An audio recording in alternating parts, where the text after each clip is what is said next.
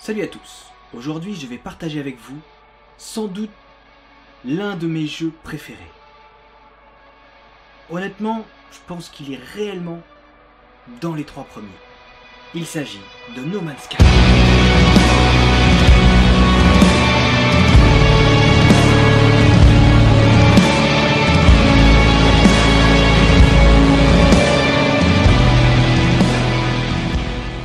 Pour que vous compreniez à quel point ce jeu me fascinait réellement, j'ai carrément acheté, à l'époque de sa sortie, la PlayStation 4 juste pour pouvoir y jouer. Console que j'ai d'ailleurs revendue une fois que je pensais avoir fait le tour du jeu. Il y a environ un mois ou deux, j'ai découvert qu'il y avait eu des tonnes de mises à jour de faites sur le jeu.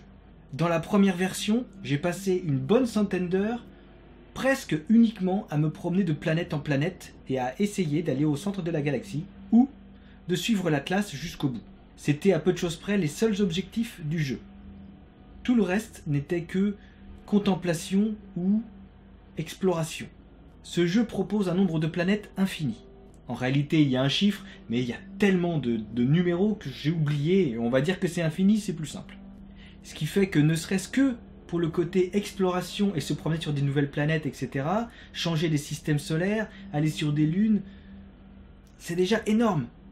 Tu rencontrais des espèces, au départ tu pouvais pas réellement communiquer avec elles, t'arrives à comprendre parce que voilà, il faut que le jeu avance quand même, mais il y a des phrases qu'elles te disent que tu ne comprends pas, et au fur et à mesure que tu avances dans le jeu, tu découvres des monolithes et des trucs anciens qui appartiennent à cette race et qui vont t'apporter des nouveaux mots qui au fur et à mesure vont faire que tu peux t'entendre avec les races et que tu peux comprendre ce qu'elles te racontent. Il y a tout un tas d'énigmes qu'il fallait résoudre aussi par-ci par-là. Bref, il y avait vraiment déjà beaucoup de choses à faire, mais c'est vrai que niveau contenu, proportionnellement à ce que proposait le jeu au niveau exploration, c'était pas réellement au niveau. Je me suis laissé tenter à nouveau par le jeu, cette fois-ci sur PC, uniquement parce que la mise à jour semblait avoir rectifié ce petit défaut. Pour commencer dans les nouveautés, rien que ça, déjà. À l'époque, il y avait le mode normal. Un point c'est tout. Maintenant ils ont rajouté le mode survie, qui est tout simplement le même que le mode normal, mais en beaucoup plus difficile. Par exemple, vous devez survivre avec des ressources limitées, des dangers plus grands et des ennemis plus forts et plus agressifs. C'est-à-dire que c'est déjà la merde en normal, parce que on a un inventaire qui est limité, donc il faut quand même qu'on gère déjà tout ce qu'on a à faire. Mais là apparemment c'est encore pire. Ils ont rajouté le mode mort subite, non, mort définitive, c'est-à-dire qu'en gros tu démarres le jeu avec la difficulté du mode survie, il me semble, quoique même c'est même peut-être encore un peu plus dur, sauf que là quand t'es mort, tu reviens plus. En mode normal par exemple, à chaque fois que tu meurs, il suffit que tu retournes là où t'es mort pour récupérer tout ce que t'avais. Donc voilà, le fait de mourir, ça emmerde pas vraiment.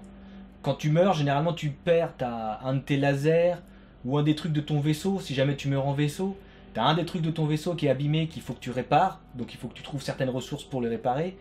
Et si jamais tu meurs en étant à pied, il y a quelque chose que tu avais sur toi qui est pareil, abîmé, qu'il faut que tu répares. C'est vraiment le seul problème. Et généralement le truc qui est cassé, c'est dans ton multi-outil. Je vais vous expliquer tout ça exactement après, parce que le multi-outil, en fait, c'est l'arme. C'est un peu l'arme que tu as. C'est-à-dire que c'est ton flingue qui te permet de récolter du fer dans les roches, etc., partout là où il y a du fer, de récolter du plutonium dans les trucs de plutonium qui te permettent de recharger ton vaisseau, de recharger des batteries, etc., de récupérer En fait, tu peux récupérer aussi des fleurs directement en les ramassant, mais il y a d'autres fleurs que tu ne peux ramasser qu'en ayant fait construire... Le contenu du jeu était déjà énorme à l'époque, mais avec tout ce qu'ils ont fait là, et gratuitement. Car c'est ça qui est énorme, et c'est ça qui pour moi confirme que le No Man's Sky d'aujourd'hui est le No Man's Sky qui devait sortir à l'époque. Sauf que Sony leur a poussé au cul, les a forcés à sortir quelque chose plus vite, ils n'avaient pas terminé, ce qui fait qu'ils ont sorti le jeu, et ils ont fait des mises à jour de 4 gigas, des mises à jour qui ont rajouté du contenu. Il y a eu des mises à jour comme quoi maintenant tu peux fabriquer tes bases. Tu peux fabriquer une base, tu peux avoir dans ta base un mec qui s'occupe de la gestion de ta base, un geek généralement, c'est la race des commerçants, etc. Il y a un scientifique qui va te permettre d'évoluer. Tous les plans, par exemple, des nouvelles choses que tu peux apprendre à construire et apprendre à crafter, au lieu de les trouver un peu partout et n'importe où, et ben là tu dois aller les acheter quelque part, un endroit particulier où tu dois, en gros, partout ce que tu cherches. Là où tu trouvais avant des plans, tu trouves des amas de nanites. Et les amas de nanites, au bout d'un certain nombre, te permettent d'acheter des plans. Et pour construire les plans, pour construire certaines choses, il faut avoir certaines ressources. Enfin bref, c'est vraiment très très complexe à expliquer réellement. Mais je pense que vous voyez où je veux en venir. Voilà, on n'est pas dans Minecraft. Concrètement, Minecraft est un jeu sur lequel j'ai joué énormément aussi. Mais je pense que Minecraft, j'ai pas été plus loin que 70-80 heures. Parce que même avec ce qu'ils ont rajouté, bah, j'ai pas ressenti ce que je ressens dans No Man's Sky. Le plaisir de jeu que j'ai dans No Man's Sky, je ne l'avais pas dans Minecraft. Et le mode créativité. Là, le mode créatif, en gros, c'est tu peux fabriquer ce que tu veux, t'es immortel. Alors, donnez libre cours à votre créativité et à vos talents de construction avec une santé et des ressources illimitées. Et aucun coût de construction. Les succès ne sont pas débloqués en mode créatif, ce qui est normal. C'est-à-dire qu'en gros, le mode créatif, c'est si t'as pas réellement envie de jouer au jeu, on va dire si t'as envie de faire le jeu comme il aurait dû être au départ, parce qu'il y en a pas mal qui disaient ça, au départ, No Man's Sky était censé être uniquement un jeu d'exploration. Il y avait un nombre de planètes illimité, etc. Mais tu devais pas t'occuper de ton exocombinaison ou du plutonium pour mettre dans le vaisseau ou quoi que ce soit. C'est juste tu te promenais de planète en planète et tu regardais. Sauf qu'il y a beaucoup de joueurs qui ont dit que c'était pas possible, que faire un jeu que comme ça, c'était quand même dommage. Et ils ont rajouté déjà quelque chose quand le jeu est sorti. Il y en a qui ont gueulé parce que c'était censé être un jeu d'exploration. Honnêtement, un jeu uniquement d'exploration, ça aurait été chiant, faut arrêter un peu. Là, le fait d'être obligé d'aller chercher des ressources qui ne sont pas sur toutes les planètes. Il y a certaines ressources qui ne sont pas sur toutes les planètes. Il y en a que tu trouves un peu partout.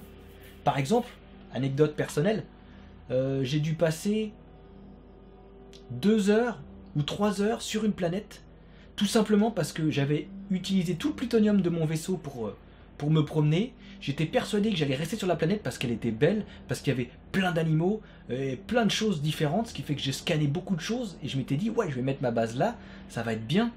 Sauf que si je suis resté 2 heures, c'est parce qu'au bout d'1 heure, j'ai fini par réaliser que du plutonium, il n'y en avait presque pas, et vu que j'avais pas de plutonium, je pouvais pas redécoller de la planète. Donc je suis parti à pied, à la recherche de plutonium, et une fois que j'en ai retrouvé, bah, je me suis barré de la planète et j'y suis pas revenu. Et mine de rien, c'est des petites aventures qui peuvent pas t'arriver dans la plupart des jeux.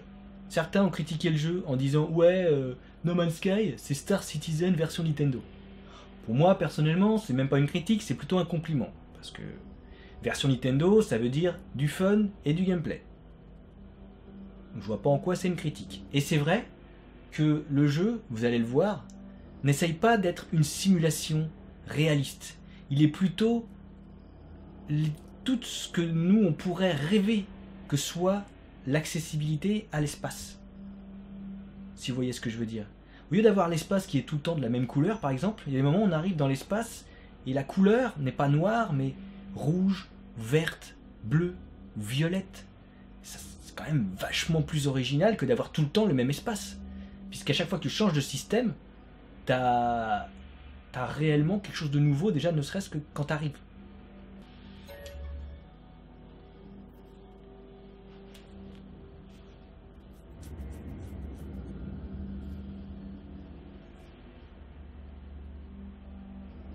Rien que ce début là, je trouve qu'il claque sa mère. Ça paraît tout con, mais tu peux bouger un peu comme ça. Ça sert à rien, mais apparemment ça tu pouvais pas le faire. Dans les mises à jour, il y a vraiment énormément de choses. C'est-à-dire que je vais même pas pouvoir exactement vous dire tout ce qu'il y a eu dans les mises à jour, parce qu'il y a beaucoup trop de choses. C'est pas possible.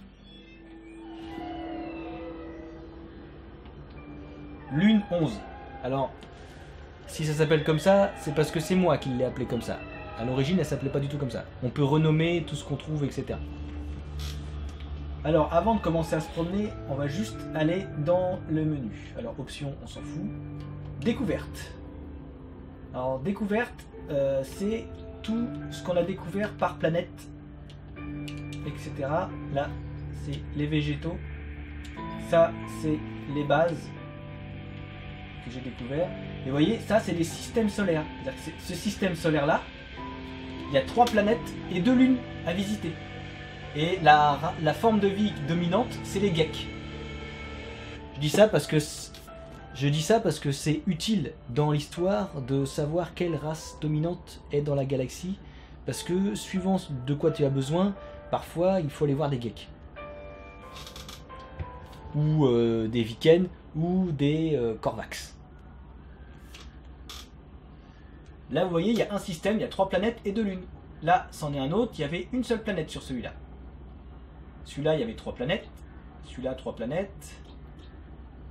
6 planètes sur celui-là, par exemple. Et à chaque fois que vous allez sur une planète, vous voyez, tout ça, c'est les planètes que j'ai visitées. Sur chaque planète, vous découvrez des animaux et vous découvrez de la nature.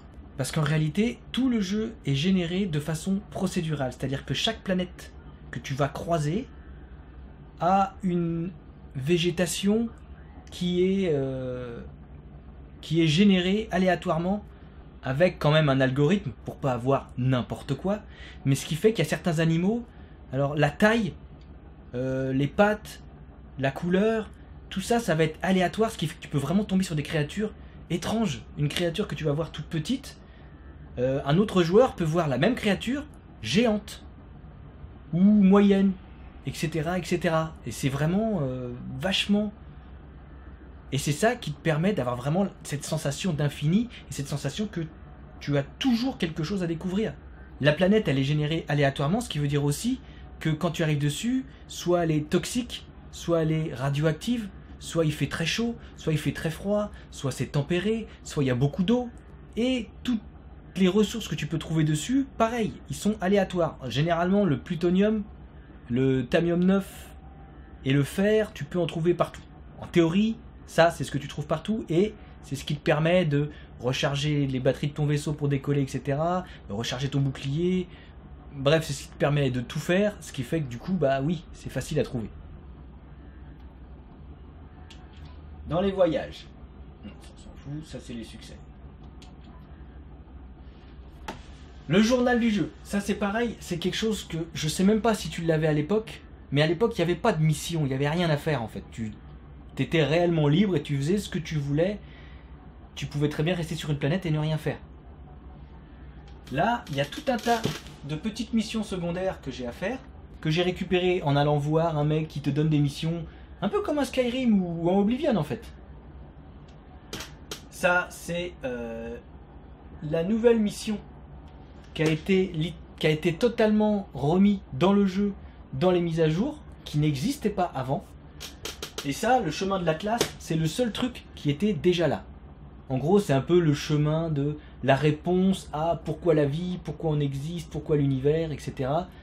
L'Atlas, c'est censé être une espèce d'entité que tu n'arrives pas réellement à identifier, qui est censé t'apporter des réponses. Bon, quand tu arrives à la fin du jeu et que tu vois la réponse, c'en est une. Mais c'est vrai que, est-ce que tu peux réellement avoir une réponse à la hauteur de ce que t'attends à ce genre de questions? Les missions sont très cohérentes avec l'univers, totalement aléatoire du jeu. C'est-à-dire qu'il n'y a rien de défini. C'est-à-dire que toi, quand tu vas jouer à No Man's Sky, tu ne peux pas faire la même aventure que moi. C'est pas possible. On va pas voir les mêmes planètes, déjà parce que les planètes que je vois, je serai certainement le seul à les voir durant toute l'existence du jeu. Et concrètement, si vous tombez sur une planète qui a déjà été découverte par quelqu'un d'autre, ça sera marqué « Découverte par un tel ». Je sais parce que j'avais vu ça une seule fois en jouant plus de 100 heures sur PS4. Là, vous voyez, ça, c'est une base.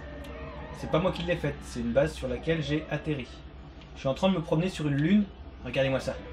Je suis sur une lune, ce qui fait qu'on voit une énorme planète juste à côté. C'est quand même énorme, ça. Ça, c'est mon vaisseau.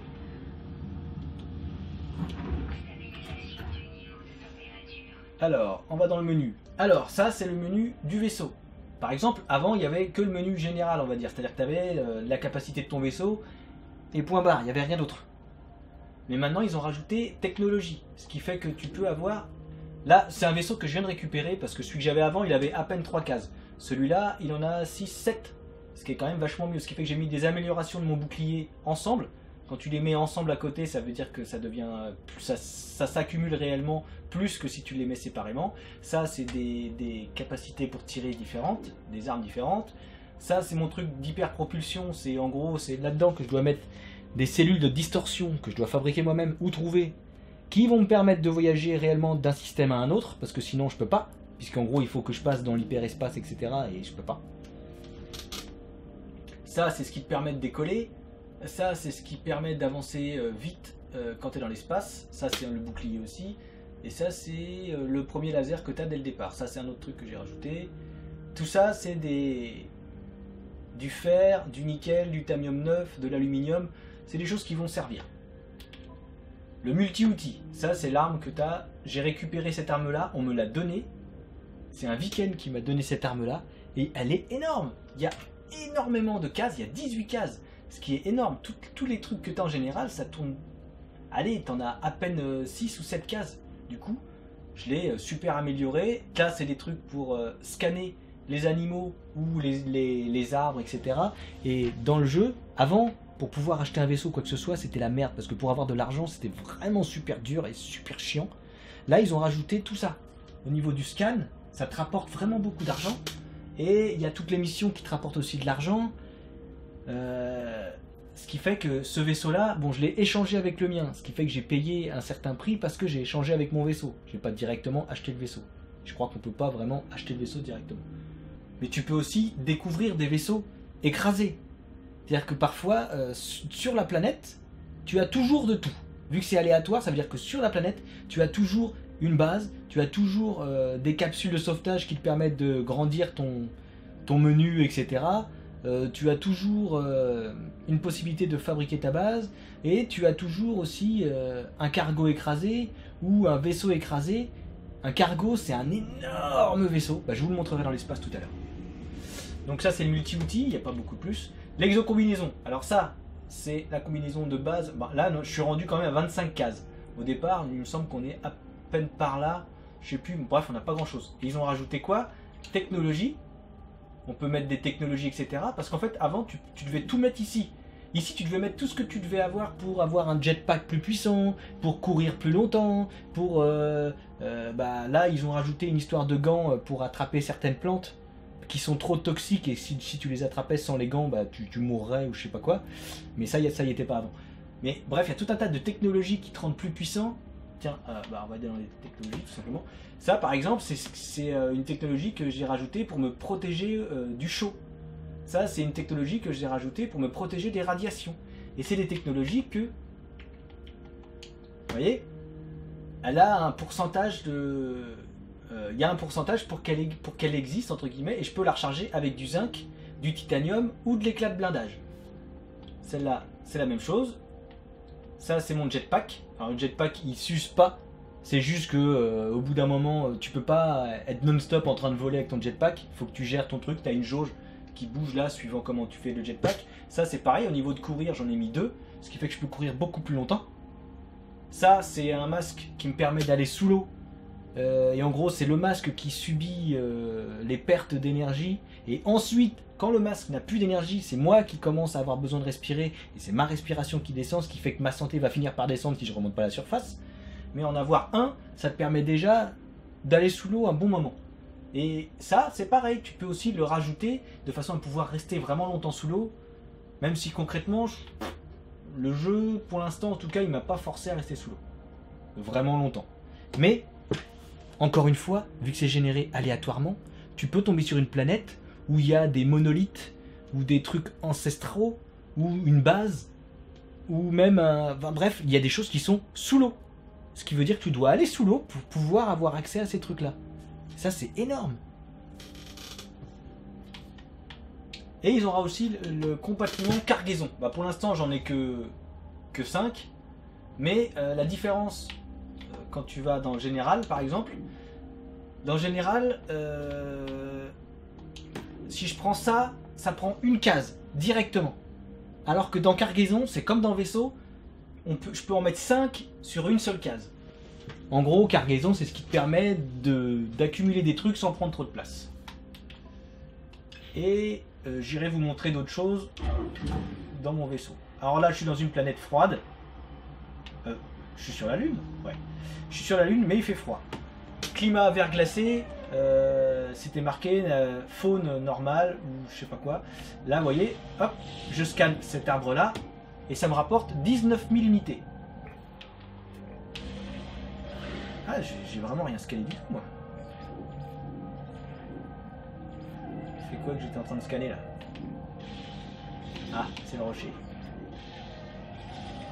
Le rocher, hop, 200 unités. Vous voyez, par exemple, là, le rocher, quand je regarde, il y a du fer dedans. Alors, si je fais ça, hop, je récupère le fer qui est à l'intérieur.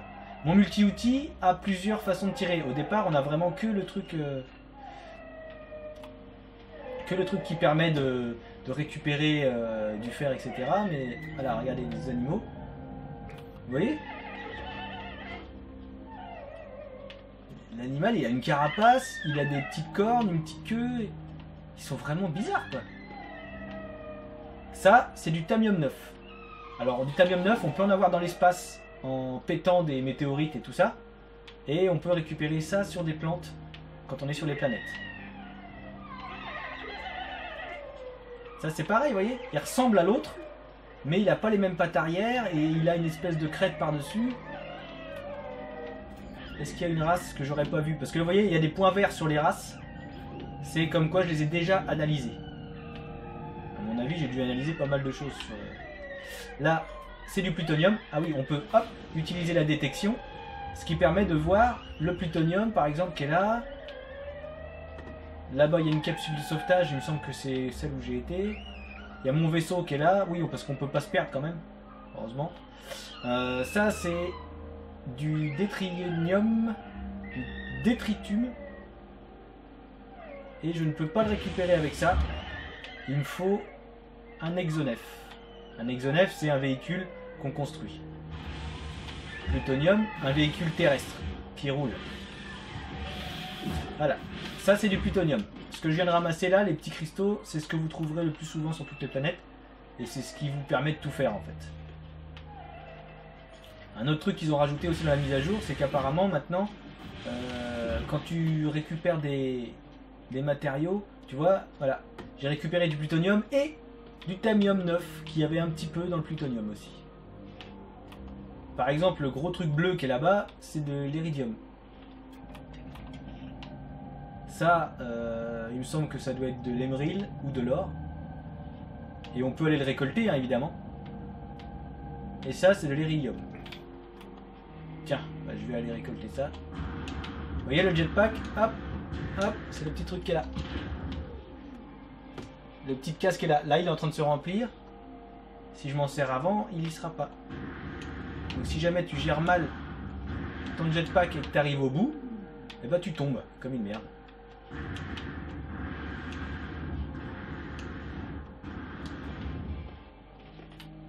Et là, c'est de l'iridium. Allez, paf. Tiens, mais je vais en récupérer beaucoup pour vous montrer ce que c'est les sentinelles. Ah, j'ai ma protection thermique qui commence à être moyenne. Parce que j'ai pas de protection contre le froid. Ce qui fait que du coup je vais subir le froid si je me dépêche pas. L'énergie est marquée là. Il n'y a pas de sentinelle sur la Lune?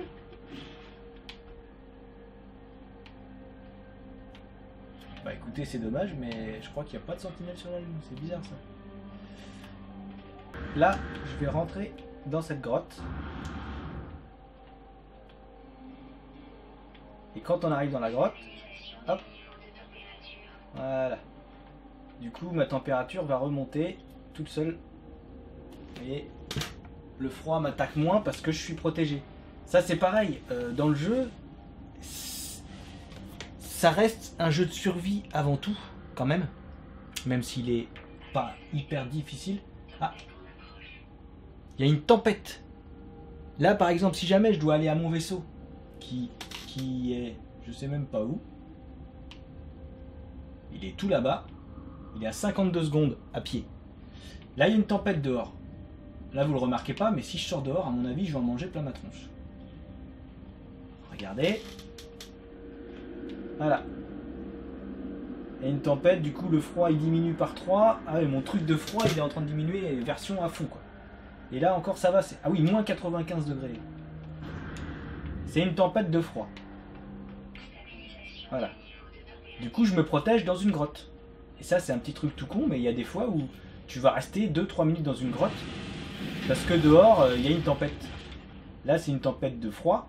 Il y a des fois c'est des tempêtes toxiques. Et ça, bah, ça fait bien chier, tempête toxique. Et évidemment, mon exo-combinaison me préviendra quand la tempête sera terminée. C'est pas à moi de faire des tests dehors pour voir si je peux sortir ou pas. Je me rappelle, à l'époque, quand le jeu venait de sortir, souvent je me promenais dans les grottes. Mais c'est parce que dans les grottes, je trouvais une espèce de truc par terre, des capsules vertes, je sais plus comment ça s'appelait. Et je pouvais les revendre et ça me faisait trop de fric. Ça, vous voyez, c'est un bulbe courge, mais on peut pas les ramasser. On peut les récolter. Tout ne se ramasse pas de la même façon. Et ces trucs-là servent à faire quelque chose aussi. Ça, c'est de l'émeril. Alors, on peut récupérer de l'émeril, hein, et après le revendre. Parce qu'on peut évidemment faire énormément de commerce et de trucs comme ça. Revendre des trucs que tu achètes, revendre tout ce que tu trouves pour te faire du fric, quoi. Le bruit des pas, par exemple. Le bruit des pas dans la grotte n'est pas le même qu'en extérieur, n'est pas le même que quand tu marches sur la neige. Ça y est, c'est la fin de la tempête. Un truc qu'il n'y avait pas non plus à l'époque, pour recharger, il fallait absolument faire ça et aller faire quelque chose. Par contre, je vous préviens, quand vous faites Select et que vous allez dans le menu de la combinaison, etc., le temps ne s'arrête pas. Donc là, vu que le froid va commencer sérieusement à me piquer si je ne me dépêche pas, je vais aller me réfugier dans la base. Évidemment, ça va être une base fermée. Super. Je vais aller dans mon vaisseau. Il est où? Merde, il est où? Merde, il était là.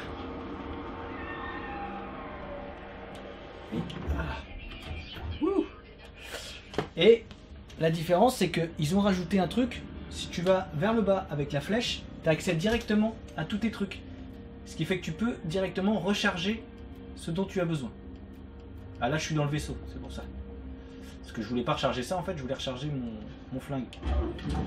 Voilà. Quand tu es en dehors du vaisseau, bah, je vais aller me mettre là-dedans, tiens. Histoire de me réfugier quelque part et de pas congeler.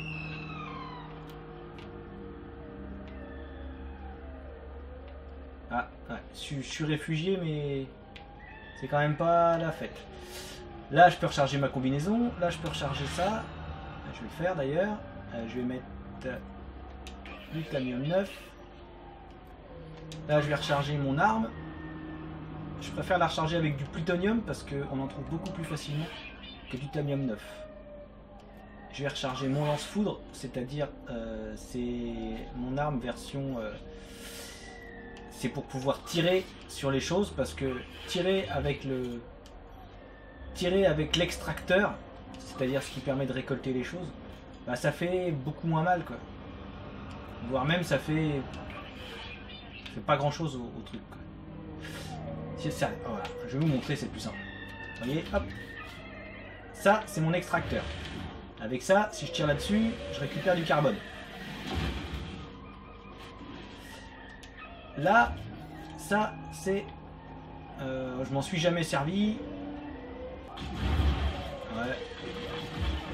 C'est ce qui permet de créer des trucs. Je sais pas trop comment on fait pour...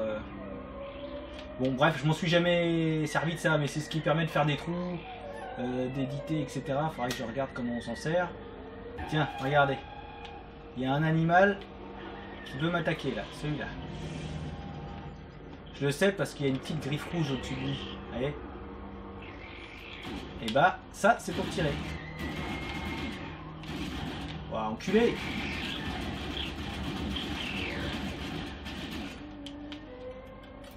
Là, je l'ai buté. Et regardez, là, il y a de la sentinelle. C'est ça que je vous disais, les sentinelles. Alors, une sentinelle, toute seule. Ça surveille. Ouais, je vais tirer dessus, ça y est, elle va s'énerver. Non, elle s'en fout. Ça, c'est pas des sentinelles énervées. Hein.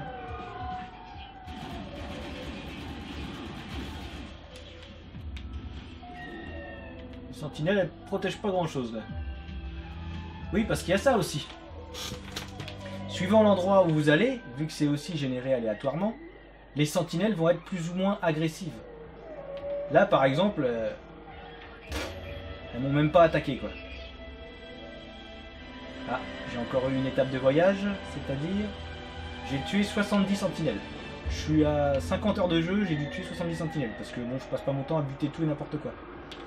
Pareil, dans les façons de jouer, tout simplement... Ah, mais viens, y a rien.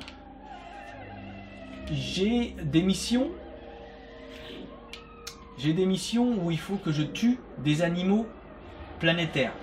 C'est-à-dire les animaux tout court. C'est-à-dire que tous les animaux que je vois là, si je veux faire ma mission, il suffit que je les bute. C'est-à-dire que pour avoir la récompense de ma mission, je bute tous les animaux que je croise et je vais l'avoir vite. Sauf que moi, j'ai pas envie de buter n'importe quoi. Donc je ne bute que les animaux qui sont agressifs, qui essayent de me tuer, ou qui essayent de tuer les autres animaux. Je tue ceux-là. Ce qui fait que je tue pas souvent, mais d'une façon logique. Enfin, comment dire ça? En gros, je ne joue pas au jeu, je vis No Man's Sky. Quand je suis dans No Man's Sky, je suis dans No Man's Sky. Je ne suis pas en train de jouer, si vous voyez ce que je veux dire.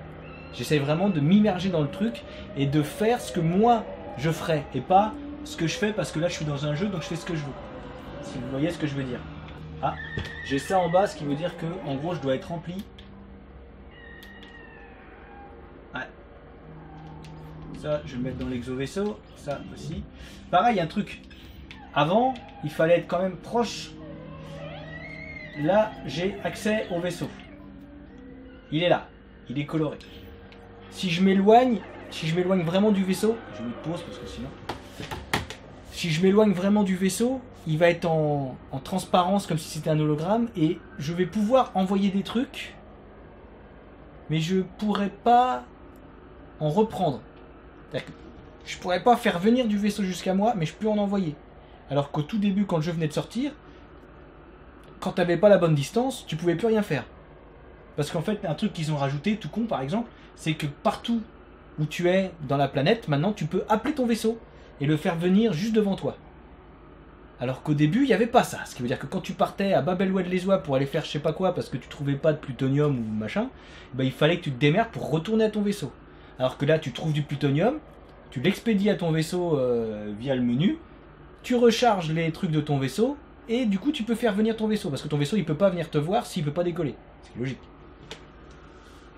Et on peut aussi faire ça avec les exonefs que je vous ai pas encore montré, mais que je vais vous montrer tout à l'heure. Je vais rentrer dans cette base là, comme ça vous verrez peut-être plus de sentinelles.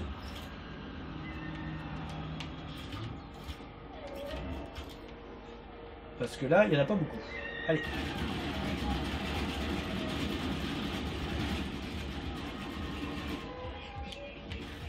Ah, ça y est, je me fais attaquer par les sentinelles, ça rigole.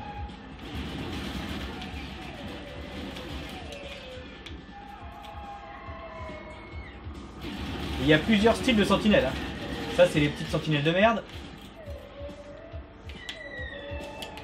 Dans les débris de sentinelles, voilà, module de neutrinos. C'est des trucs qui coûtent cher quand on les revend, ça. Une autre sentinelle, ah ouais, non, c'est une petite. Parce qu'il y a des sentinelles qui ressemblent à des chiens et qui t'envoient des lasers qui font super mal. Et il y a aussi des sentinelles géantes.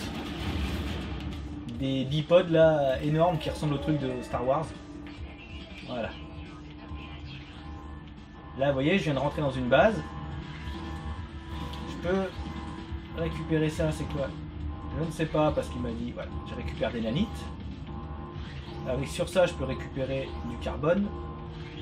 Parfois on a d'autres choses à récupérer et on peut avoir peut-être des infos ou un plan. Non, peut-être pas un plan, je sais plus. Là vous voyez, j'ai que élevé que je comprends.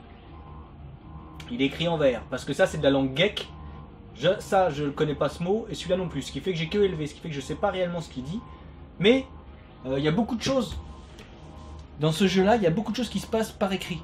C'est-à-dire qu'en fait, il y a beaucoup de choses que tu vas pas voir à l'écran, que tu lis. Tu lis que ton personnage voit ça, ressent ça, fait ci, fait ça, mais tu ne le vois pas. Ce qui fait que c'est bien parce que moi, perso, ça me motive, c'est l'imagination, c'est moi qui imagine le truc que je lis. Alors que s'il me le faisait, ça se trouve, ça serait pas aussi beau. Peut-être. Alors, quelque chose est détraqué dans ce complexe. Sa surface est chaude, des mécanismes cachés claquent et vrombissent. Une goutte de sueur roule sur mon front. Activez la cellule de refroidissement. Activez le champ de refroidissement de fusion. Initialisez les systèmes de réfraction des lasers.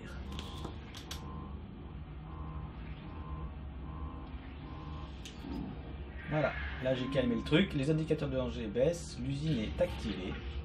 Et hop, j'ai récupéré une nouvelle recette.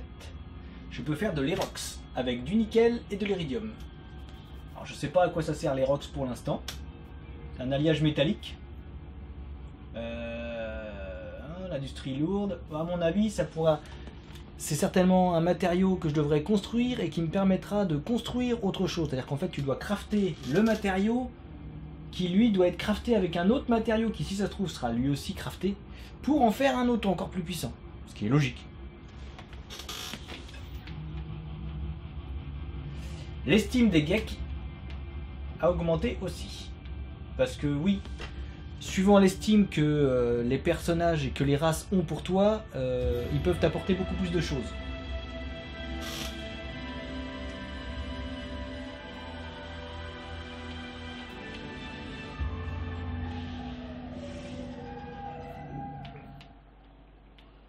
Alors, je vais vous emmener à la capsule de sauvetage là-bas. Hop. Alors, avant, le jeu te permettait pas réellement de faire du Razmot. Et maintenant, tu peux. Et vous avez vu, regardez, la vitesse. Vous voyez, la vitesse du jeu. Vous allez voir que dans l'espace, au final, cette vitesse-là, elle est ridicule si on n'a pas l'extrême vitesse, qui est logique par rapport à la taille. C'est-à-dire que le jeu te propose réellement une sensation de grandeur dans l'espace. C'est hallucinant. Vraiment. Quand on voit que des fois on met 50 secondes pour aller jusqu'à une planète, alors que l'on est en vitesse extrême, ce qui fait que si vraiment on le faisait sans la vitesse extrême, il me semble que ça peut... Une fois j'avais un truc où je devais aller, c'était marqué une journée. Ah bah non, j'ai déjà pris lui. Bon. C'était marqué une journée pour pouvoir aller jusqu'au lieu où je devais aller. En étant à vitesse normale, une journée. Tu te dis, ah ouais, quand même. C'est-à-dire que celui qui veut s'amuser, déjà, il me semble qu'il y a... Je sais plus s'il n'y a pas un joueur qui a essayé de faire ça, de faire le tour d'une planète à pied. Et je crois que... Je sais pas s'il a pas arrêté avant. Parce que c'est des vraies planètes. Enfin, c'est des vraies planètes. Ce que je veux dire, c'est que c'est pas juste une carte, une map, comme dans un GTA, par exemple, où tu peux arriver au bout facilement. Non, c'est une planète. Donc il suffit que tu te décales un petit peu, déjà tu vas faire le tour dans le mauvais sens. Enfin, voilà. Et suivant la taille de la planète, c'est énorme. Alors là, ce que je vais faire, c'est que je vais sortir, hop, de la planète. Hop, j'arrive dans l'espace. Là, vous voyez, il y a plein de petites météorites, de petits machins, et on peut récupérer du fer.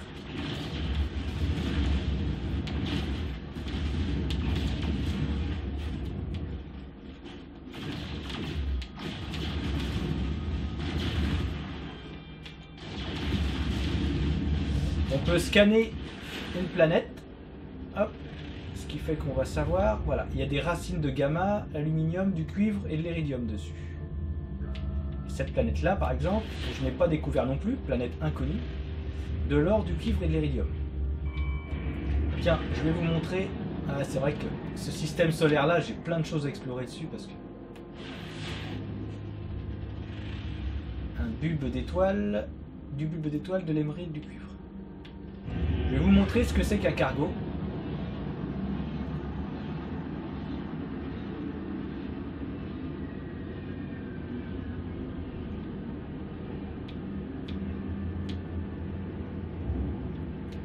Voilà. Vous voyez ce que c'est qu'un cargo? C'est un truc énorme. Et on peut acheter ça. C'est ça qui est trop bien. C'est que ça aussi, c'est un truc nouveau des mises à jour du jeu. Enfin, c'est nouveau. À mon avis, c'était prévu au départ. Parce que c'est ça que je me suis dit, moi, personnellement. Pour ma part, quand j'ai vu les mises à jour, que j'ai vu qu'elles étaient gratuites, que j'ai vu le contenu des mises à jour, je me suis dit, à mon avis, c'est surtout que c'est ce qu'ils avaient prévu pour le jeu, et ils estiment qu'ils n'ont pas à faire payer les joueurs pour avoir le jeu qu'ils voulaient. Parce que des cargos, il y en avait dans la version originale, sauf que tu pouvais absolument rien faire. Les cargos, ils venaient, et puis c'est tout, tu les voyais, mais tu pouvais pas intervenir, tu pouvais rien faire du tout dessus. Tu te dis, tiens, c'est marrant, ils ont mis des cargos, mais ça sert à rien. Et ben en fait, si, c'est juste qu'ils ne l'avaient pas encore fait à l'époque où le jeu est sorti. Pareil, sur les planètes, il y avait des portails, à la Stargate, sauf que tu pouvais absolument rien faire dessus. Le portail, il était là, mais il n'y avait rien à faire. Et maintenant, tu peux t'en servir pour aller dans les mondes des autres. C'est-à-dire qu'en fait, un portail te permet d'aller dans le monde d'un autre joueur, dans une autre planète, etc. Ou d'aller, je sais pas trop, parce que je m'en suis pas encore beaucoup servi des portails, même pas du tout. Parce qu'il faut trouver des glyphes, etc. C'est pas simple. Et il faut trouver des portails. Bon, pour trouver les portails, il y a des moyens spécifiques, mais ça, vous regardez sur Internet. Qu'est-ce que je disais Oui, voilà, il y a tout un tas de choses qui étaient dans le jeu d'origine, que j'avais vu, moi, mais qui servaient à rien, et qui maintenant servent à quelque chose. Donc, à mon avis, c'est que c'était déjà prévu, mais que quand le jeu est sorti, ils n'avaient pas eu le temps de le mettre vraiment ça en route. Du coup, ça y était pas, ce qui fait que c'était une version bêta, on va dire, une version pas terminée du jeu. Ce qui fait que tout le monde a craché à la gueule de Hello Game, alors que Hello Game, pour moi, a fait le meilleur jeu d'exploration spatiale que je puisse, moi, imaginer, dans ma vision de ce que doit être un joueur, dans ma vision de ce qu'est un joueur. C'est-à-dire que moi, le côté Star Citizen, super réaliste, super simulation, ouais, je vais peut-être trouver ça sympa au début, mais ça va vite me faire chier. Là, il y a un côté vachement plus fun et vachement plus fantastique, vachement plus Nintendo, qui du coup rend le truc beaucoup plus sympa. Alors, ah oui, je peux aussi faire ça avec le vaisseau, hein, voilà, hyper facilement. Alors, je vais rentrer dans le cargo. Ça se fait automatiquement, hein, là je touche plus à rien. Une fois que tu es attiré par le truc, tu rentres automatiquement dedans.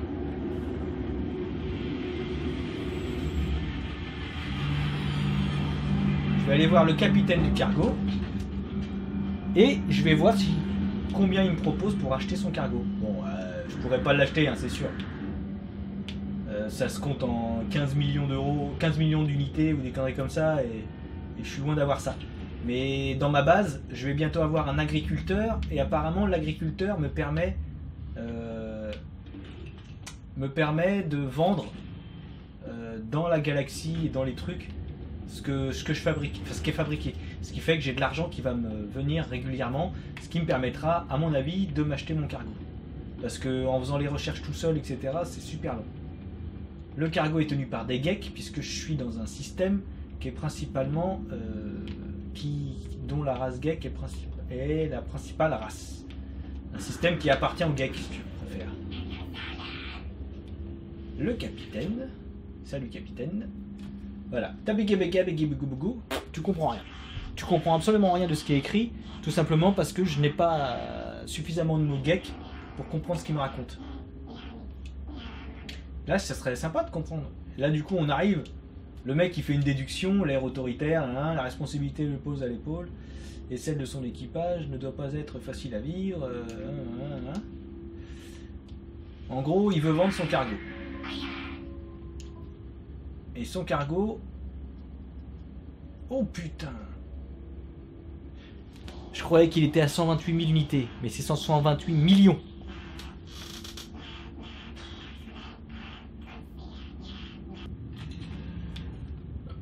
Alors quand on est dans les vaisseaux, etc., on peut pas tirer, hein.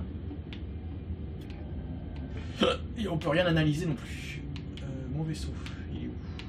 Il est là-bas. Il y a un truc qui est énorme, j'ai pas encore pu acheter de cargo. Je sais qu'on peut, mais j'ai pas encore pu. Quand on a un cargo, on peut acheter plusieurs vaisseaux. C'est-à-dire que là j'en ai un, quand j'ai voulu en prendre un autre, bah, il a fallu que j'échange. J'ai pas pu garder le même. Ce qui fait que j'en ai toujours qu'un. Et quand on a des cargos, apparemment on peut avoir plusieurs vaisseaux. Combien, je sais pas. Mais on peut en avoir plusieurs. Alors, tiens, je vais aller là-bas. C'est une base spatiale. La station, paf. Et je me mets en extrême vitesse. Et en extrême vitesse, il me faut 50 secondes. 50 secondes où tu fais rien du tout. Mais ça, c'est énorme. Il y a plein de jeux qui font pas ça parce que ouais, faut que le joueur il tue tout le temps plein de trucs parce que sinon il s'emmerde. Mais non, c'est très bien, t'es dans l'espace. Il n'y a pas besoin qu'il y ait toujours quelque chose. Parce que là, ouais, si jamais je me mets en vitesse normale, déjà je recommence avec les stalactites. Avec des... Ah merde. Bon, d'accord.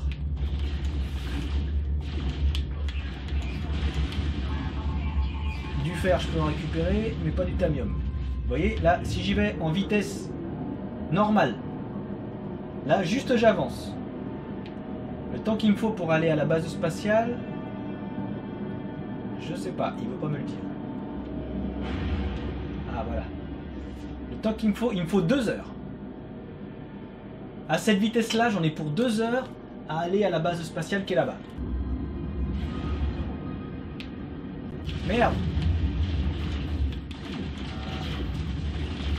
Alors là, vous voyez, vous avez vu en direct une panne de propulseur. Oh putain! J'ai une scanographie hostile en plus. Super génial. Vite que je me casse. Oh putain, je vais me faire attaquer. Ça y est. Bon bah vous allez avoir le droit en direct à une attaque. Merci. Oh putain, 3 étoiles. Bah laisse tomber, je peux pas me battre contre ça, je vais me faire tuer.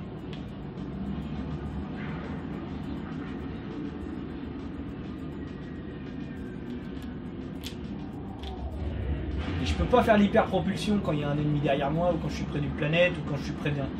Putain de merde, je vais crever. Il y en a 2. 2 vaisseaux à 3 étoiles, c'est mort, je vais me faire buter. Là, mon vaisseau, franchement, je suis pas encore au top à ce niveau-là. Il faut vraiment que je progresse avec mon vaisseau, que j'ai des armes plus puissantes, que j'ai des meilleures défenses, etc., etc. Aïe, aïe. Ça y est, j'ai réussi à m'éloigner suffisamment pour remettre ça. Du coup, je me casse.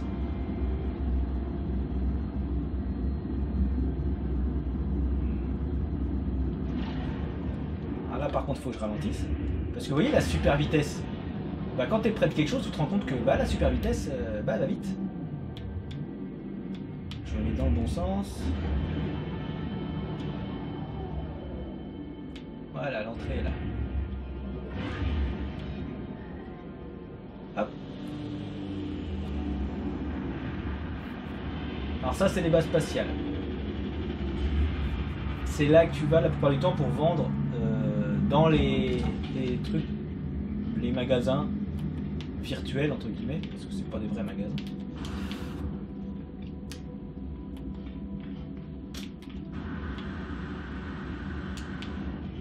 Tiens, un truc tout con, j'ai dû passer... j'ai passé facilement 1 heure, au moins 1 heure, 1 heure et demie, quand j'étais dans la première version du jeu, uniquement pour essayer, parce qu'en fait j'achetais des trucs et je les revendais, etc. pour essayer d'avoir de l'argent, parce que c'était super dur d'avoir de l'argent, et pour pouvoir m'acheter un vaisseau, parce qu'au final le seul but que j'avais, que je m'étais fixé tout seul dans la première version, c'était de m'acheter un vaisseau. Ah, vous voyez, ami, vaisseau spatial. Voilà, c'est tout ce que j'ai. En geek. Oui, c'est des geeks, ça. Au cas où vous n'auriez pas encore compris, je vous le dis depuis tout à l'heure, mais c'est la race des geeks. Et pour l'instant, il n'y a que ça. 26 places. Il me semble que le mien en a autant.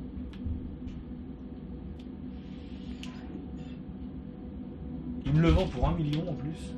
Alors, il a plus de compartiments techniques. Il a plus de compartiments pour les technologies.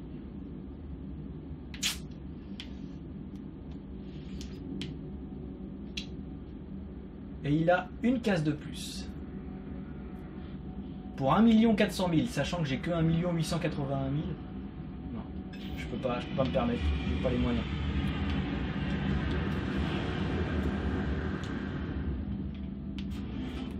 Alors là, vous allez peut-être voir autre chose que des geeks. Non, il n'y a que des geeks. Hop. Ça, c'est les magasins, entre guillemets.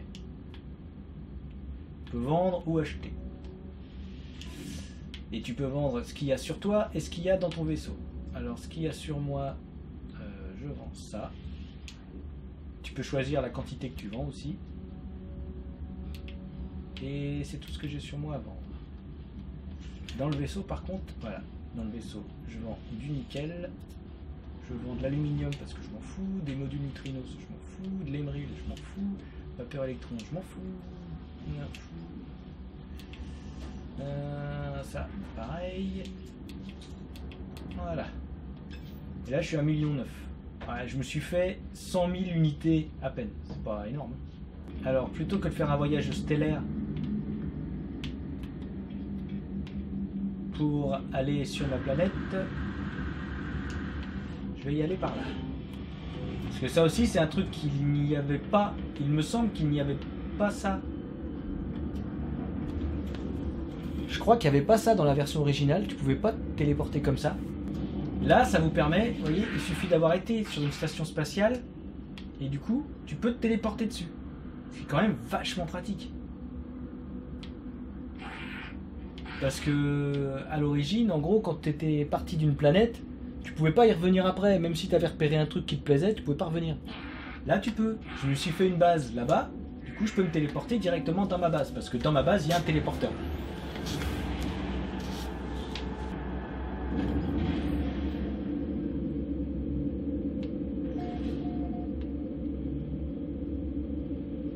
Voilà, là on est dans ma base. Ça c'est un mec qui me vend... Allez mec ton cul. Ça c'est un mec qui me vend du matos. Enfin des plans. Des plans qui permettent de construire des murs, un biodôme, des toits machin. Enfin bref, je peux vraiment fabriquer une base avec ce que je veux. Il me vend aussi des lumières pour avoir des éclairages particuliers dans les pièces. Une jardinière verticale, tout un tas de choses qui sont utiles. Une station de santé pour mettre de la santé, une station de protection pour recharger le bouclier. J'ai encore rien fait du tout là-dedans parce que je passe pas beaucoup de temps dans ma base en fait. Alors, vous voyez, les aéronefs, les exonefs que je vous disais, celui-là je l'ai construit il n'y a pas longtemps. C'est le Colosse. Il est énorme. Il peut avoir accéléré comme ça. Il a un rayon pour tirer sur les choses et un rayon extracteur. Vous voyez, par exemple, je peux revirer tout ce qu'il y a là-bas d'ici, quoi, sans bouger. Et j'ai récupéré du nickel en plus. Ensuite, je vais vous montrer l'autre. On peut... Ah oui, un truc qu'il n'y avait pas aussi à l'époque. Bon, on ne pouvait pas recharger tout ça. Là, vous voyez, je peux faire venir mon exonef, je peux le faire apparaître directement. Plac, plac, plac. Je peux faire apparaître mon exonef ici. Je peux faire venir mon vaisseau ici. Et ça, c'est pareil, ça y était pas avant, le mode photo, mais je m'en fous, je m'en suis jamais servi. En gros, tu peux prendre des photos, parce que c'est vrai que des fois, on a des panoramas de ouf, avec une grosse planète derrière, ou je sais pas quoi. Ça, c'est l'exonef qu'on a en premier. Mais c'est celui que je préfère. Parce que vous voyez, il peut faire une accélération et un saut. Wouh!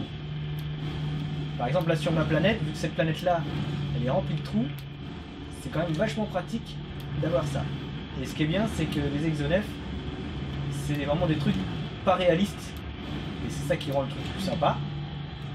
Et par exemple, je peux vraiment monter surtout, hop là, en faisant de l'accélération. Je fais des sauts, des machins. Wouh!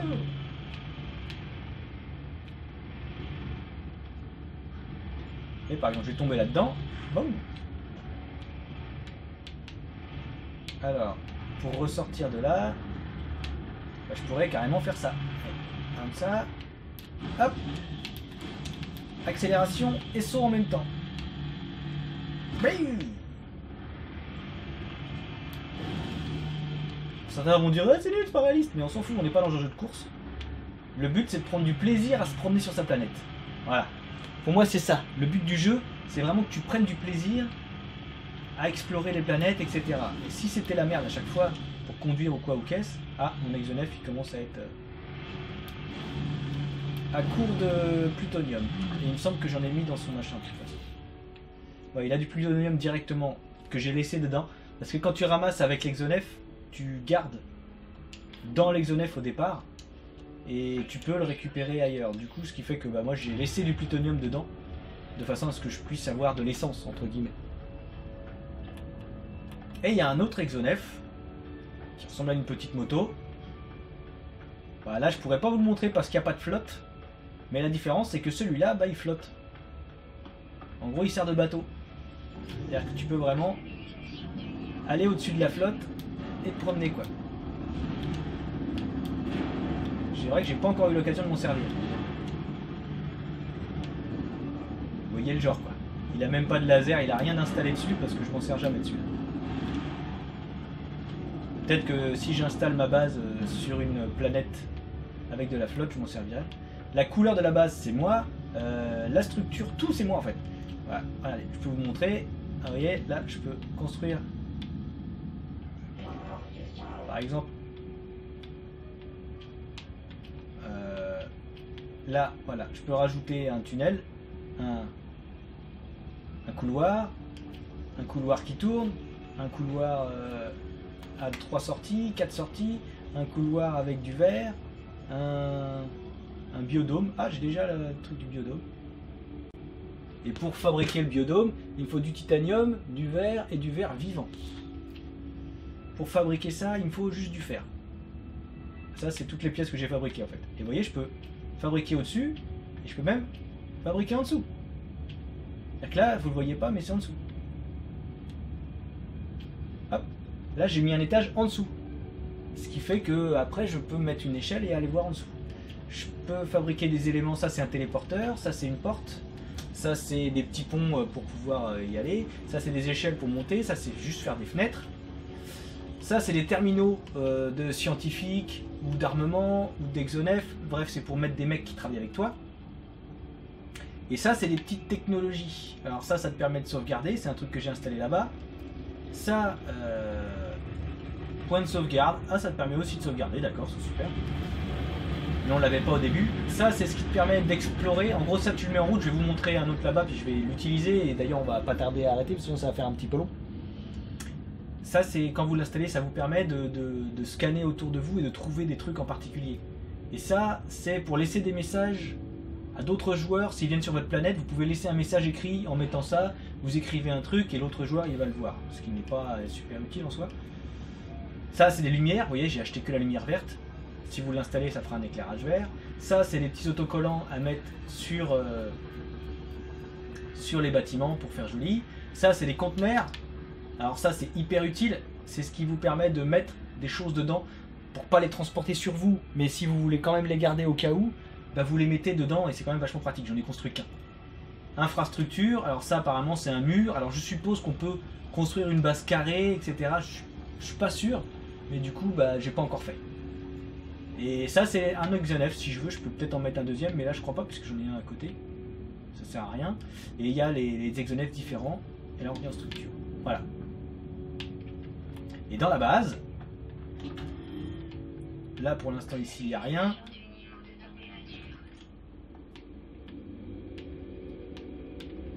Ici, c'est là où je suis arrivé. Ça, c'est moi qui l'ai installé, l'échelle. Là, il y a le scientifique. Voilà. Bah, du coup, vous voyez le scientifique, c'est un Corvax. Du coup, il parle... Bah, lui, il parle... Lui, je comprends tout ce qu'il dit, tout simplement parce qu'il travaille avec moi. Et que du coup, c'est lui qui s'est adapté et qui parle ma langue. Il m'a donné plein de missions. Là, il ne donne plus grand chose. Là, il a envie d'être peinard. Voilà, il a juste envie d'être peinard pour l'instant parce que j'ai plus besoin de lui. J'ai fait toutes ses missions en gros. Par là, j'ai le mec qui m'a construit. Ça, c'est un Viken. Et Les Viken, en fait, c'est la race guerrière, c'est ceux qui vont te faire... celui-là, il m'a fabriqué tous mes exonefs. Et il m'a fait faire pas mal de missions aussi, hein, d'ailleurs. Et c'est aussi des guerriers, donc du coup, j'ai un autre Viken que j'ai mis au-dessus. Et lui, il me fabrique pas d'armes, bizarrement. Mais il me donne des améliorations, des trucs et des machins. Là, pour l'instant, ce qu'il veut que je fasse, c'est que j'aille combattre dans l'espace avec des vaisseaux plus forts que moi. Du coup, je peux pas me permettre d'y aller parce que je me suis fait défoncer la dernière fois, donc j'irai une prochaine fois. Ce qui fait que pour l'instant, je fais plus rien pour lui, quoi. Oui, parce que les mecs te filent des missions et c'est des missions qui évoluent au fur et à mesure. Là, vous voyez, j'ai un geek, le constructeur, ce qui, lui, en fait, c'est grâce à lui que j'ai pu fabriquer le truc pour avoir le mec d'armement, avoir le Viken, que j'ai pu fabriquer le truc pour avoir le scientifique. C'est lui qui gère tout. C'est lui le premier que vous mettez, c'est lui. Vous allez, une fois que vous avez fabriqué quelque chose, par exemple, j'en ai fabriqué au-dessus ou en dessous, je sais plus. Je l'ai fabriqué là, je crois. Ouais. Ici, je l'ai déjà. C'est vrai que l'agriculteur, je l'avais été le recruter. En gros, vous fabriquez son atelier, mais vous ne l'avez pas. Une fois que vous l'avez fabriqué, vous devez aller récupérer un agriculteur Viken ou un agriculteur Geek, parce que là, il me disait, il faut un agriculteur Geek, parce que c'est les Geeks qui s'occupent du commerce, etc. C'est la race du commerce. Du coup, il fallait que j'aille dans un système où c'était les geeks qui prédominaient. C'est pour ça que je vous expliquais ça tout à l'heure. Il faut savoir ce qu'il y a dans le système, parce que si c'est les geeks qui prédominent, vous allez dans la station spatiale et vous trouvez un agriculteur geek ou autre chose que vous auriez besoin pour votre base. Si vous voulez un Viken, il faut que vous alliez dans un système où il y a des Viken pour avoir les mecs de l'armement ou les mecs de l'exonef. Si vous voulez des Korvax, vous avez un... Bref, vous avez compris. Bon, là, je vais pas lui parler parce qu'il va me demander des trucs, vu que je viens à peine de l'installer, lui. Et à l'étage au-dessus, pour l'instant, il me semble qu'il n'y a rien du tout. Non. Merde. On va falloir que je réussisse à sortir de là. Voilà. Qu'est-ce que je voulais vous montrer? Ah oui, comment utiliser ce truc-là. Parce que ça, c'est important, c'est pour ça que je veux vous le montrer. Là, vous voyez, c'est le truc que je vous disais de sauvegarde. Je m'en sers pour sauvegarder. Mais c'est un truc qu'on n'a pas dès le début du jeu. C'est peut-être pour ça qu'il y avait une autre chose qui permet de sauvegarder. Parce que ça, en fait, ça permet de sauvegarder et de faire un repère. Quand tu es dans la galaxie ailleurs, tu changes de planète, tu fais un repère sur une planète parce qu'à un endroit, il y a quelque chose que tu veux et que tu veux retourner le chercher après. Tu places un truc comme ça et du coup, ça te fait un repère sur la planète, ce qui fait que tu peux y aller. Parce que sinon, c'est impossible hein, de retrouver un truc. Avec ça, paf. C'est le truc que je vous disais qui vous sert à scanner. Je peux aller trouver une capsule de sauvetage, ce qui permet d'augmenter mes capacités de transport, etc. Rajouter des cases. Une base habitable, c'est les bases que vous devez revendiquer pour pouvoir installer votre base. Si jamais je vais sur une autre planète et que je revendique une base, ça va supprimer la mienne. C'est-à-dire qu'en fait, tu peux avoir qu'une seule base. C'est-à-dire que tu dégages la tienne, mais tu récupères des trucs. Je ne l'ai pas encore fait. Mais tu dois récupérer les mecs qui travaillent pour toi, tu dois récupérer tout, tu dois pouvoir tout réinstaller. En gros, je pense que tu peux refaire ta base là où tu as décidé.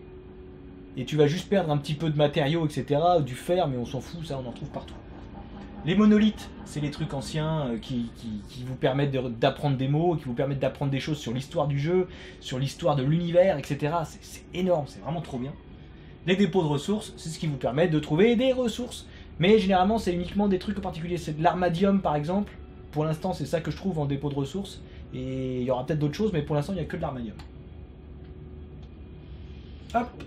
Je vais aller chercher un monolithe. Et j'ai trouvé un artefact là-bas. Alors j'espère que c'est pas un artefact que j'ai déjà trouvé. Parce que sinon, c'est chiant. Là, vous voyez, si j'y vais à pied, j'en ai pour 6 minutes 30. Je vais peut-être y aller en bagnole pour que ça change un petit peu. Je vais prendre mon exonef. Il est où? Il est là-bas? C'est ça? Ah non, c'est pas celui-là. Là, il est derrière le truc. Il est là. 2 minutes. Ah non, celui-là j'ai déjà fait. Alors oui, il y en a pas mal aussi qui gueulent parce que ça... Il y a des aliasing, il y a des trucs qui apparaissent au fur et à mesure que tu avances, etc. Et tu les vois vraiment apparaître. Mais concrètement, regardez la taille de ce que fait le jeu, la taille de ce qu'a généré le jeu. Oh putain! C'est quoi cette race-là? Je l'ai déjà prise? Ah ouais. Vous voyez, par exemple, quelqu'un peut trouver un truc comme ça, mais version méga géant. Et avec une autre tête, ou avec d'autres pattes, ou avec une autre queue, ou avec des bras, je sais pas. Enfin bref, tout ça pour dire, voilà, le côté... Dégage, toi. Le côté aléatoire du jeu fait que je trouve ça énorme. Merde, mais il est où mon monolithe, là? Ah, il est là. C'est parti. Merde. Putain, c'est pas vrai. Moi, perso, le fait que le jeu alias et fasse apparaître les choses au fur et à mesure quand t'es en vaisseau ou quand t'es en voiture aussi, hein. Quand t'es à pied, il me semble pas. Quand t'es à pied, ça apparaît pas au fur et à mesure quand même parce que voilà, t'avances pas vite. Mais quand t'es en vaisseau, c'est énorme, c'est normal que ça fasse ça. Ah bah je l'ai déjà vu. Oui, parce que si vous remettez le truc plusieurs fois au même endroit, vous allez récupérer les mêmes monolithes et les mêmes trucs aux force. Il y en a d'autres, mais il faut aller ailleurs. Là, je récupère de la chrysonite parce que c'est vachement utile. Alors, je vais quand même vous le montrer, même si je ne vais pas m'en servir. Là, j'aurais dû récupérer des mots. Oh non, d'ailleurs, je vais vous emmener sur une planète nouvelle. Allez, on y va. Alors ça, c'est la fameuse super planète. Là, je vais y aller. Allez.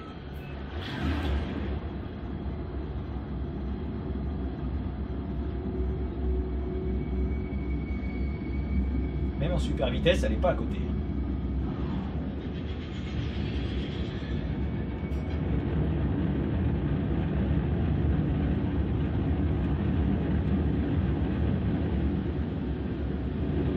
Voilà, elle est vachement sombre comme planète. Hein.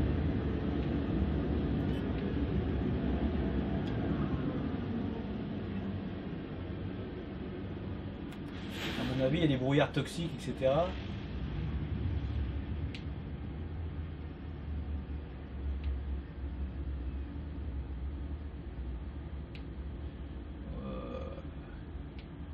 La planète pas accueillante du tout. Hein.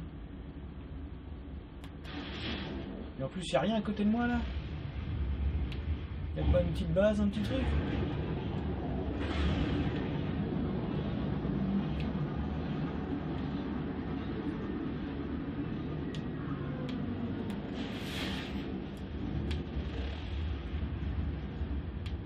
La planète ultra vide.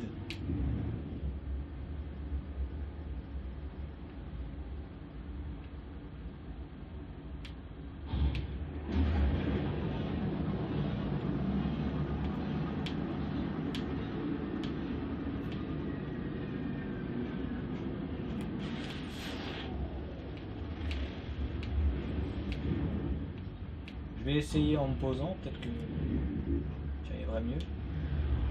Puis au moins j'aurai découvert la planète. Alors, qu'est-ce qu'il va me dire? Il y a du vent. Climat, ciel dégagé, standard, flore manquante, faune vide. Ah ouais, d'accord. Il n'y a rien, quoi. Il y a des cailloux et des cailloux. Bon, au moins, il y a des cailloux différents.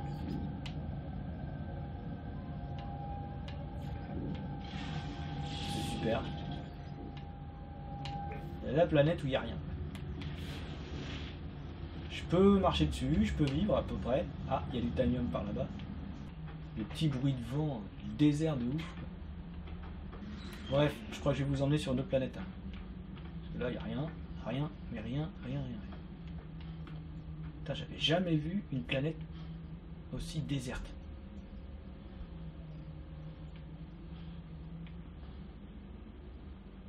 Je crois que je pourrais même pas installer une base dessus parce que bah il y a rien, j'ai l'impression qu'il y a rien du tout. Ah, mon système de survie il en prend quand même plein la gueule. Ah, parce qu'il y a 0,7 de radiation et 18,7 de toxicité dans l'air. En même temps ça se voit, il y a de la fumée, du brouillard à moitié jaune partout autour de moi là. Bon, je viens de réfléchir, en fait ça va être l'occasion d'essayer autre chose. J'adore le petit bruit du vent. Vous voyez, c'est vraiment un jeu où tu te réjouis de rien.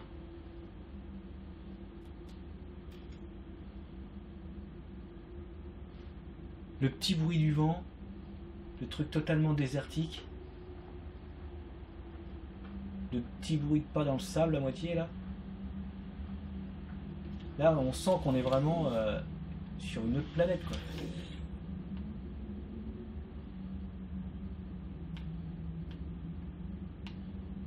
On voit même pas les autres planètes en plus. Bref, donc ça va être l'occasion d'utiliser ce que je vous disais, parce que ça coûte pas cher à installer. C'est ça qui est bien aussi, c'est que voilà, les trucs qu'ils ont mis, c'est pas un truc qui coûte, voilà, ça coûte 50 en fer et 25 en plutonium, c'est des trucs que tu trouves partout. La preuve, sur cette planète, il n'y a rien, il y a du plutonium, il y a du fer. Donc bon. Hop, tu l'installes. Et là, je vais voir si je trouve juste un monolithe pour vous le montrer, et après je coupe. Ah ouais, d'accord. Le seul monolithe qu'il a trouvé, c'est sur une autre planète. Donc il n'y a vraiment rien sur cette planète. C'est ouf ça. Ah bah, vous voyez, là on a découvert ensemble une planète où il n'y a rien. Mais rien, rien. C'est super rare ça. Ah, il y a du plutonium là-haut, je vais quand même aller le récupérer. Parce qu'on a toujours besoin de plutonium. Ah, il y a quand même des sentinelles quoi. Ah, il n'y a rien sur la planète, mais il y a quand même des sentinelles. Hein. Ah, j'ai mon truc de décollage qui est vide, il va falloir que... Allez. Yeah. C'est parti. Là, par exemple, je me doute qu'il y en a certains qui vont se dire ouais, c'est un jeu qui est juste fun et qui essaye pas d'être une simulation, mais regarde, c'est super long, et là, pendant ce temps-là, tu fais rien. Ça, c'est plus de la simulation. Mais le jeu, il veut quand même essayer d'être cohérent avec son univers. Pour moi, le fait que ça soit long, ça fait partie du trip.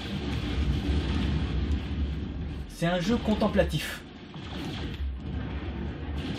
À l'origine, il a été pensé que comme un jeu contemplatif. Au final, ils ont quand même rajouté tout un tas de choses à faire. Mais c'est un jeu qui était vraiment fait à l'origine uniquement pour ça, uniquement pour le plaisir de découvrir des lieux nouveaux, etc., etc. Et du coup, bah, le fait d'avoir des voyages aussi longs et tout, bah, ça fait partie du truc. Ça te donne vraiment la sensation que là, tu vas sur une autre planète qui est très loin. Et puis des fois, t'en profites pour faire autre chose aussi. Parce que, oh là là, il a l'air de faire bien chaud sur cette planète-là. Alors quand il y a un truc qui est assez loin de vous, ce que vous faites, c'est que vous décollez un petit peu. Et plus vous décollez, plus vous sortez de l'atmosphère, et du coup, vous allez plus vite sur le lieu où vous voulez aller. Voilà, allez.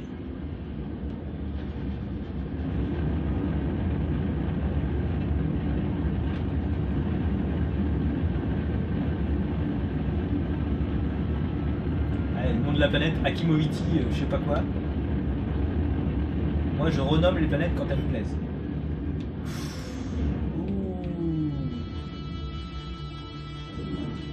C'est magnifique, ça.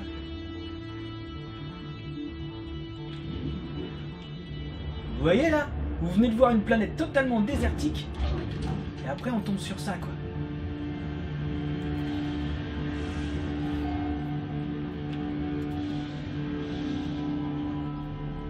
Bon, je vais pas scanner tous les trucs que je vois parce que j'en ai pour 3 heures. Même si c'est machinal. Bon, allez, je vais arrêter.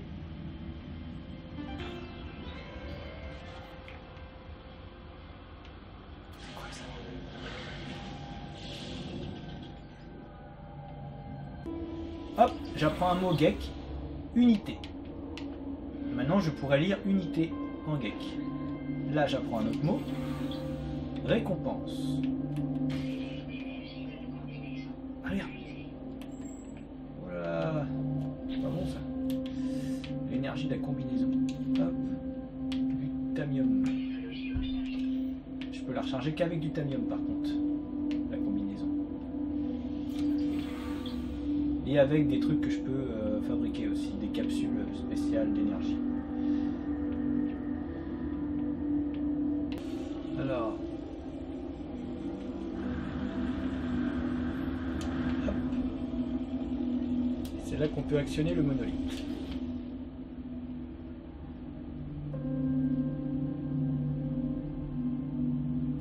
Attention, abomination, désespoir. C'est tout ce que j'ai en geek. Je découvre une étrange nouvelle réalité. La structure ancienne s'ouvre et révèle un cadavre pris dans la glace. Il s'agit d'un assemblage de plusieurs membres. Son bec rapiécé semble avoir été conçu avec un boyau animal. Un symbole rédigé à la main dans la langue des anciens marchands est visible au-dessus de la tête du cadavre. Un isotope inflammable ferait sans doute fondre la glace. Alors, faire fondre la glace, partir ou localiser un portail? Pour localiser un portail, il faut utiliser une relique geek.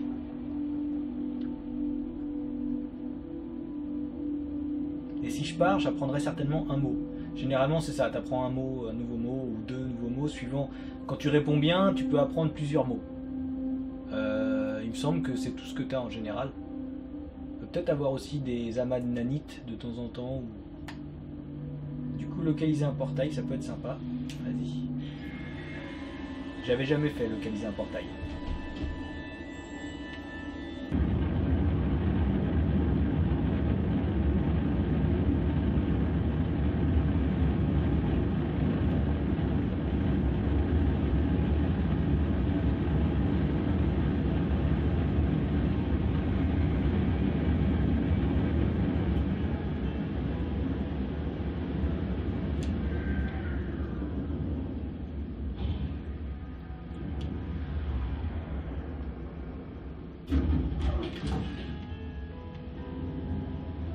Voilà. Un portail à la Stargate.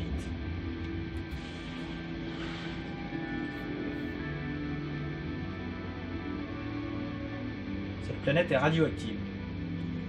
Là je vois le truc qui m'emmerde, c'est de la radioactivité ici.